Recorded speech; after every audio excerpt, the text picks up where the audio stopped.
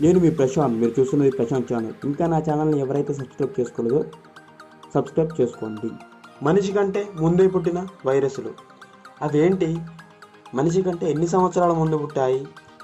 వాటి వల్ల లాభం ఎంత, నష్టం ఎంత, ఇప్పటి వరకు ఎన్ని వైరస్లు ఉన్నాయి ఏంటో ఈరోజు ఈ వీడియోలో మనం తెలుసుకుందాం. అవి కంటికి కనిపించవు, వాటి ఉనికి మాత్రం నిజం. జీవులు కానే కావు, సమస్త జీవజాలాన్ని వణికిస్తుంటాయి. వాటికి మెదడు లేదు, మహామేధావులను బోల్తా కొట్టిస్తుంటాయి. వాటిలో సొంత జీవక్రియలు లేవు, పునరుత్పత్తి చేసుకోలేవు. అయితే లక్షల కోట్లలో పుట్టుకొస్తుంటాయి. మనుషుల ప్రాణాలతో చెలగాటమాడుతుంటాయి. అవే వైరస్లు. ఇప్పుడు ప్రపంచవ్యాప్తంగా కల్లోలం రేపుతున్న కరోనాది కూడా ఈ జాతే. అసలు ఏమిటి ఈ వైరస్లు? వీటికి ఇంత శక్తి ఏంటి? పుట్టు పూర్వోత్తరాలు ఏంటి చూద్దాం. మానవాళిని వైరస్లు వేలాది సంవత్సరాలుగా ఇబ్బంది పెడుతున్నాయి. జీవనోపాధికి మనుషులు వ్యవసాయం వైపు మరలి జంతువులను మచ్చిక చేసుకునే క్రమంలో వారికి అనేక రకాల వైరస్లు సంక్రమించాయి. ప్రజలు సమూహాలుగా జీవించడం, జనాభా పెరగడంతోనూ కొత్త ఇన్ఫెక్షన్లు సోకాయి. ఏవియన్ ఫ్లూ, సార్స్, హెచ్ఐవి, ప్రస్తుత కోవిడ్-19 ఇవన్నీ ఇతర జీవుల నుంచి వచ్చినవే. అసలు వైరస్ అనే పేరు ఎలా వచ్చింది, ఎందుకు పెట్టారు? వైరులెంటస్ అనే లాటిన్ మాట నుంచి వైరస్ పదం వచ్చింది.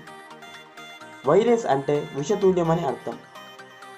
19వ శతాబ్దంలో ప్రమాదకర వ్యాధిని కలిగించే ఏ పదార్థాన్నైనా ఆ పేరుతోనే పిలిచేశారు. విషతుల్యతతో జబ్బులు వస్తున్నాయన్న భావనతో ఆ పేరును ఖరారు చేశారు. ఇది విషయం. శాస్త్ర సమాజం వైరస్లపైన అనేక సార్లు భిన్న అభిప్రాయాలకు వచ్చింది. తొలుత విషంగాను, తరువాత జీవ రూపాలుగాను, కొంతకాలానికి జీవ రసాయనాలుగాను పరిగణించింది. చివరికి వైరస్లు ఖరారు చేసింది. మొదట్లో గ్రీకులు, రోమన్లు ఇవి సోకకుండా చెడుగాలి, దుర్వాసన వంటి కారణాలుగా అంచనా వేశారు. కుళ్ళిపోయిన కాఫీ గింజలతోనే ఎల్లో ఫీవర్ వస్తుందని 18వ శతాబ్దంలో భావించారు. అసలు వీటి ఉనికి ఏంటి? ఏ శతాబ్దం నుంచి ఉన్నాయి చూద్దాం. 17వ శతాబ్దంలో మైక్రోస్కోప్ను కనుగొన్నాక సూక్ష్మక్రిముల పైన పరిశోధన మొదలైంది. తొలుత బ్యాక్టీరియాను గుర్తించారు.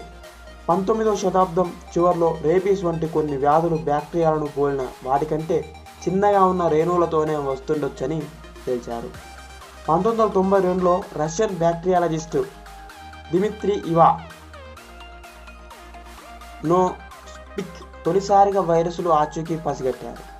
దీనికి టొబాకో మెజాయిక్ వైరస్గా పేరు పెట్టారు.